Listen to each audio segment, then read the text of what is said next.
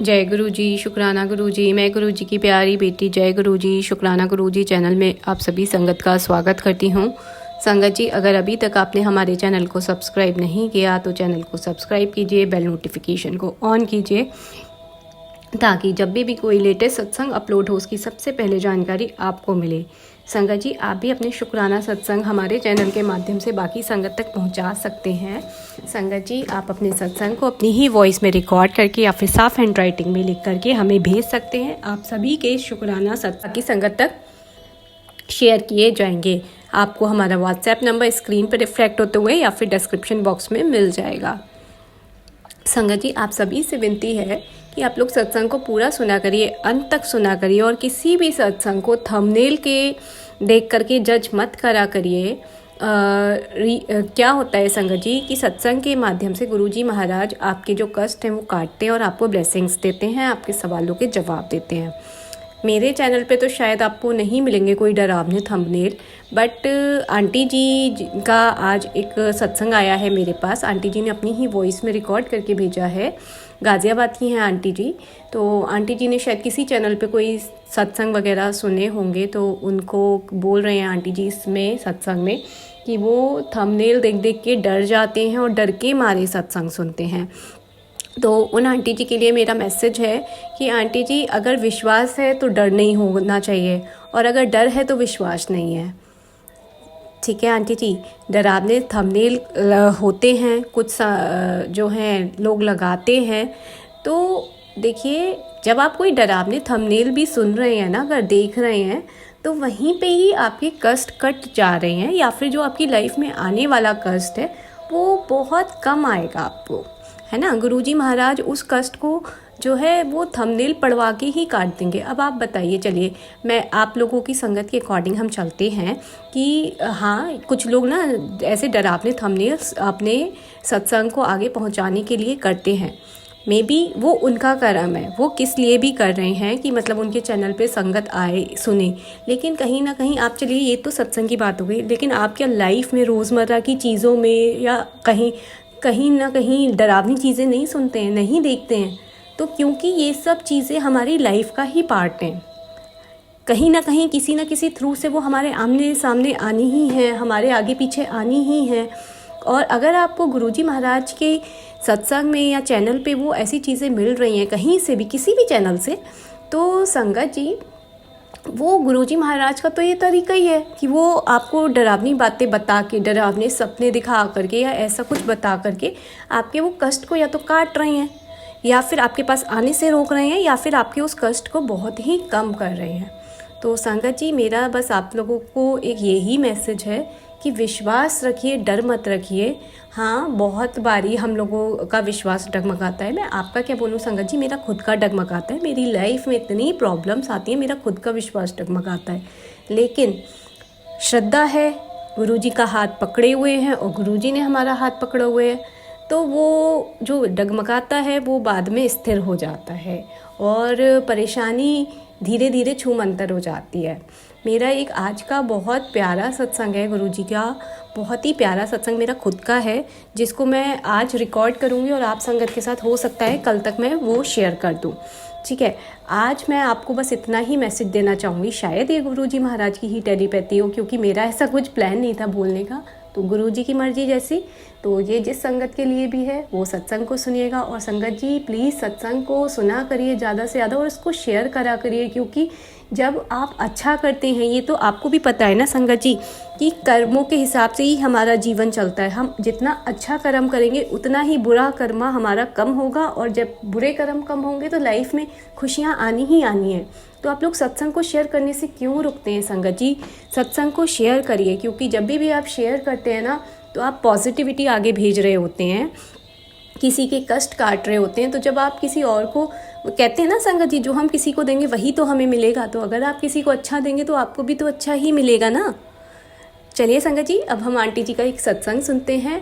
और अगर किसी को कोई भी बात बुरी लगी हो या किसी के मन को ठेस पहुंची हो, तो उसके लिए मैं आप लोगों से हाथ जोड़ के माफ़ी मांगती हूं।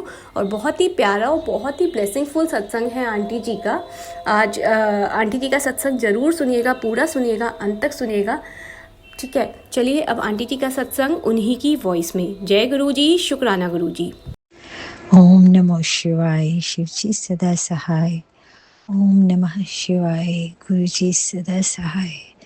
गुरु जी के चरणों में कोटि कोटि प्रणाम, दिल से कोटि कोटि प्रणाम। गुरु जी की प्यारी प्यारी संगत को प्रेम भरा जय गुरु जी। गुरु जी, मैं इस वक्त आपका शुक्राना, बीच रात में 2 बजने वाले हैं, 23 तारीख की रात है। आपका शुक्राना करना बहुत लेट हो गया। दिन में कितनी बार सोचती हूँ, बस अभी ये बात याद है फटाफट से कर दूँ। इस बीच में और आपकी रहमत हो जाती है और पिछली भूल जाती है, और हम और ज़रूरी काम समझ के जो दूसरे कामों को करते हैं। बहुत गलत बात है गुरु जी, आई कन्फेस, माफ़ कर दीजिएगा गुरु जी। एक तो ये कि बेटे को कई दिनों से जो प्रॉब्लम अपनी चल रही थी, उसमें काफ़ी राहत आने के बाद एकदम से फिर से पुरानी चीज़ें वापस आ रही थी। तो डॉक्टर के पास गए थे, तो गुरुजी आपको अपने साथ लेके गई थी रिक्वेस्ट करके कि आगे आगे अंग संग रहना। तो वहाँ से बहुत सेटिस्फैक्ट्री जवाब मिला। जो मन में कुछ संशय थे वो दूर हो गए। उसके लिए मेरा दिल से आपको बहुत बहुत प्रणाम, बहुत बहुत शुक्राना, इतनी दिल को राहत देने के लिए। अपने बेटी की तरफ से भी आपको मैं शुक्राना करती हूँ। उसके बाद मेरे दांतों में, मसूड़ों में कुछ जो मेरे दांत की कोई प्रॉब्लम थी, काफ़ी बार बताया था कि अंदर कोई इन्फेक्शन हो गया था, दांत को रिमूव करना पड़ा, और कि हड्डी जो है जॉ में वो ऊपर खिसक गई है, गैप आ गया है। तो दूसरी तरफ के भी दांतों का इसी तरीके से सजेशन दिया गया था कि 2 दांतों की कैप उतार के फिर पता नहीं उस एरिया में कुछ ट्रीटमेंट करना था, क्या करना था मालूम नहीं, लेकिन मुझे बुरा लग रहा था क्योंकि दांतों में मेरी कोई प्रॉब्लम नहीं थी। जब से डेंटिस्ट के पास 3-4 साल पहले गई थी, एक के बाद एक निकलता आता है कुछ। तो गुरु जी की दया से मुझे मन में उपाय जो गुरु जी ने बताया था अपने आप से वो रिकॉल कर पाई मैं। गुरु जी ने इशारा किया, एकदम से गाल में नीचे स्वेलिंग सी हो जाती है जॉ के ऊपर, तो गाल के बाहर से छूने पे पता चलता है। तो छोटा सा उभार निकल आता है गम्स वाली जगह में, और उसमें डॉक्टर कहता है कि पस भरी हुई है। इतने स्ट्रॉन्ग एंटीबायोटिक लेने के बाद भी पस भरी हुई है। ऐसे करके डॉक्टर ने बताया था, 2 महीने पहले की बात है।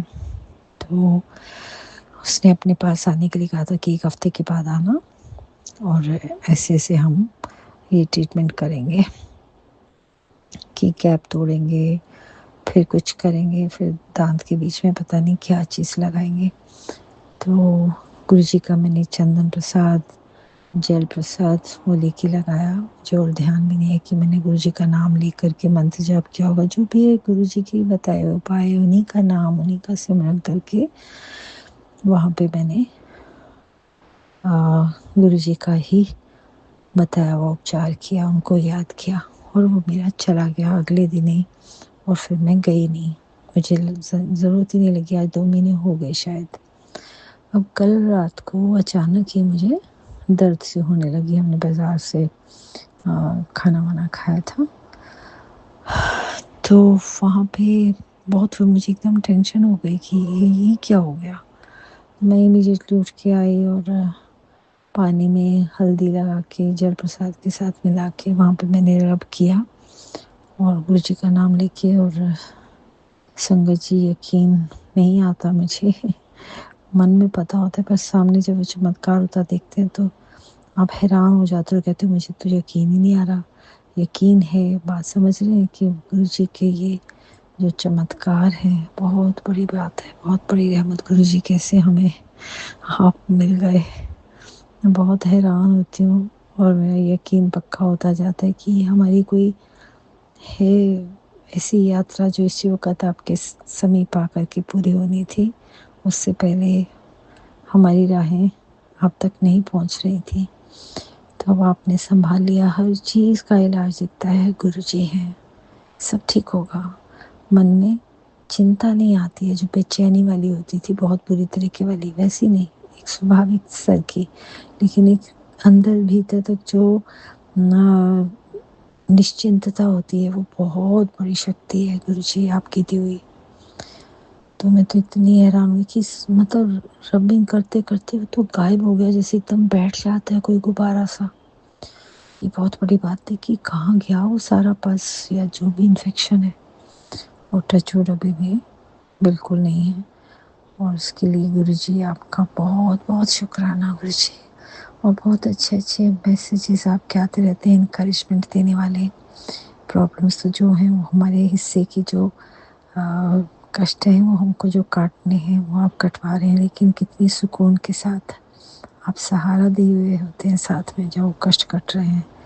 तो बहुत पॉजिटिव एटीट्यूड डेवलप करने वाले आपके मैसेजेस मेरे बच्चों के लिए आ रहे हैं, और मैं उपाय कर रही हूँ। एक बच्चे के साथ उसके किसी दोस्त ने डिच किया है उसे, और कुछ कोर्ट कचहरी करनी पड़ गई है, तो जो कि बिल्कुल साफ साफ केस था कि वो ही बिल्कुल चोरी किया है बच्चा, तो वो हार जाएगा। उसके पेरेंट्स एडवोकेट हैं, तो पर जैसा सोचा था वैसा हो नहीं रहा। बेटा पूरा रिवील नहीं करता कि पेरेंट्स को टेंशन हो जाएगी, लेकिन we can read in between the lines, उससे पता चलता है कि प्रॉब्लम चलती है, वकील लोग बढ़ाते रहते हैं दोनों तरफ से, ऐसा कुछ हिंट बेटे ने दिया। तो उसके भी साथ जुड़ा हुआ आपने मुझे सत्संग सुनवाया, तो जो आपने उपाय बताया गुरुजी वो मैंने किया। कोटि कोटि प्रणाम। आपने कहा था एक मुट्ठी काले तिल लेके अपने घर के बाहर छिड़क दो, तो उससे कभी भी आपका कोई कोर्ट केस हो, सब गिरफ्तारी वगैरह ऐसा कोई भी कष्ट नहीं आता आपके जीवन में। बहुत बहुत शुक्राना गुरुजी, क्योंकि आजकल का जो ज़माना है उसमें शरीफ आदमी ज़्यादातर ऐसा होता है कि वो अपने यकीन के साथ बैठा होता है, और जो दूसरी तरफ से जो चालाक व्यक्ति है वो और चालाकियाँ करके अपनी तैयारी कर लेता है। पर सबसे ऊपर न्याय करने वाला गुरु भी तो बैठा है, वो देखता है और अपना आशीर्वाद देता है। तो गुरु जी के चरणों में कोटि कोटि प्रणाम, बहुत बहुत शुक्राना। मैंने अपनी तरफ से उपाय कर दिया, और गुरु जी की रहमत मिलेगी ऐसा भरोसा है, उस पर कोई कष्ट नहीं आने पाएगा। और ये आते रहते हैं उपाय की जब शिवरात्रि आई थी ना, कि नारियल चटा वाला, नारियल पानी वाला जो होता है, जिसके भी कोई बीमारी हो उसके सर से शायद 7 बार काथा वार के उसको मंदिर में रखाना है। तो मैं अपने हस्बैंड और बेटे के ऊपर से वार के वहाँ रखाई थी। मुझे बहुत यकीन है कि इससे बहुत फ़ायदा हुआ है। और जो काले तिल डाल के सरसों का तेल का दिया जला दो नेगेटिविटी दूर करने के लिए, वो भी मैंने आज जलाया है। जो जो याद आ जाता है वो करती जा रही हूँ। फिटकरी घर के चारों कोनों में डालने वाला भी उपाय मेरा रह गया करना।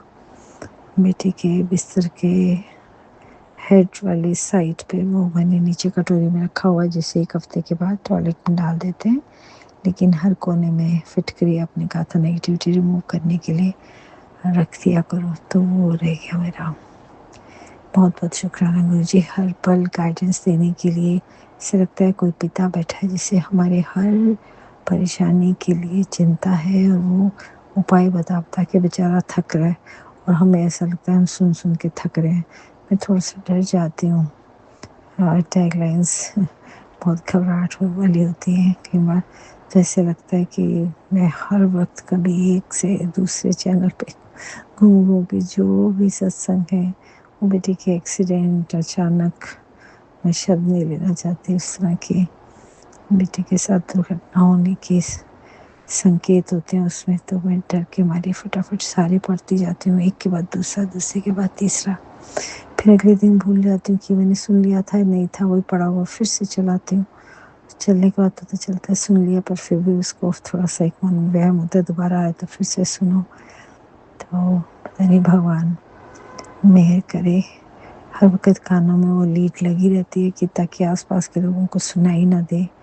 गुरुजी बस रक्षा करना कि जो इलेक्ट्रॉनिक रेडिएशंस हैं इनका बुरा असर पड़ सकता है, क्योंकि हर वक़्त चल रहा होता है बगल में दबा करके फ़ोन कि दिखे नहीं, और लीड कान में लगा के सारा दिन ऐसा रहता है। तो बेटा कह रहा था मम्मी आप पागल हो जाओगी, इतना ज़्यादा आपके साथ हाथ से छूटता ही नहीं है फ़ोन। अभी भी सोऊंगी तो मैं आपका चालीसा भी सुनूंगी, शिव चालीसा हो, हनुमान चालीसा, मंत्र जाप जो जो दिन में नहीं कर पाई होती हूँ तो सुनते सुनते सो जाती हूँ। 3-4 भी बज जाते हैं, पर आपकी मेहरबानी गुरुजी आप उठाते हो, फ्रेश उठती हूँ, सब ठीक है। आप हिम्मत देना मैं अमृत वेला कर पाऊँ, मेरी रूटीन अच्छी हो जाए, ठीक हो जाए, ये डर वहम निकल जाए कोई हो तो जो मेरी सुनने की है गुरुजी मेरे सामने वही लाना। और बस कैसे आप फ़िल्टर कर सकते हो ना, आपसे प्रार्थना है वो आप कर पाएंगे, मेरे लिए आशीर्वाद देंगे या दे पाएंगे ना, तो मुझ पर बड़ी कृपा होगी। मतलब ये होता है कि जितना हमें सोना चाहिए फिर वो चीज़ नहीं हैम्पर होनी चाहिए। जितनी देर इन रेडिएशन से दूर अपने शरीर को रखें, उस चीज़ से बचाव नहीं हो पा रहा, तो ये मुझे कई बार थोड़ा सा डर देता है। लेकिन मन में फिर भी पूरा भरोसा सर्वोपरि है कि गुरुजी हैं, सब ठीक होगा, सब ठीक होगा। गुरुजी मेरे जीवन में आने के लिए आपका बहुत बहुत शुक्राना। परिवार को हम जो सुरक्षा दे रहे हैं, हमें अच्छा खाना पीना, इज्जत, धन, उस सब के लिए बहुत बहुत शुक्राना। सभी जीव जंतुओं पर दया करना गुरुजी। बस मेरी बालकनी में एक छोटी सी बहुत सुंदर चिड़िया अपना घोंसला बना रही है, मुझे इतनी खुशी हो रही है, अपार खुशी, जैसे घर में हम नाना नानी या दादा दादी बन जाएंगे, जिसकी हम कब से इंतज़ार कर रहे हैं। तो ऐसा लग रहा है, बहुत खुशी होती है। बस उन्हीं खुशियों में खुश रहती हूँ कि गुरुजी ने रहमत की है। जो नेट होती है कबूतर से बचने के लिए, वो नेट लगी हुई है, लेकिन उस नेट में से भी वो निकल के बहुत सुंदर छोटी सी चिड़िया है। वो आके कैसे बिजली की तार के ऊपर उल्टा बोतल की तरह से, जैसे बया का घोंसला होता है, वो बना रही है। मन में इतनी खुशी उनकी कलाकारी देख करके, उनकी भगवान का छोटा सा वो स्वरूप हमारी बालकनी में आके बैठ के हमें क्या क्या करतब दिखा रहा है, इतना मन खुश होता है। उस आनंद के लिए गुरु जी बहुत बहुत शुक्राना। वी आर जस्ट वेटिंग कब वो अंडे देगी। मुंह में छोटी छोटी से पंख और भी उठा के जब लाती है, इतनी खुशी होती है देख के कि अरे घर बन रहा है, घर बन रहा है, हमारे घर में उसका घर बन रहा है।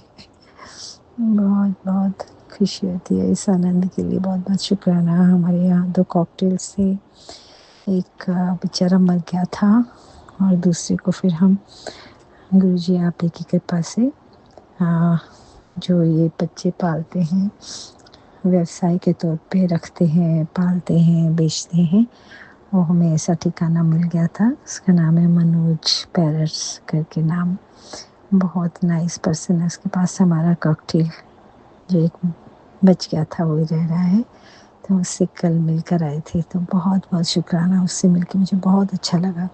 वो पास में नहीं आता, दूर से ही दिखता है।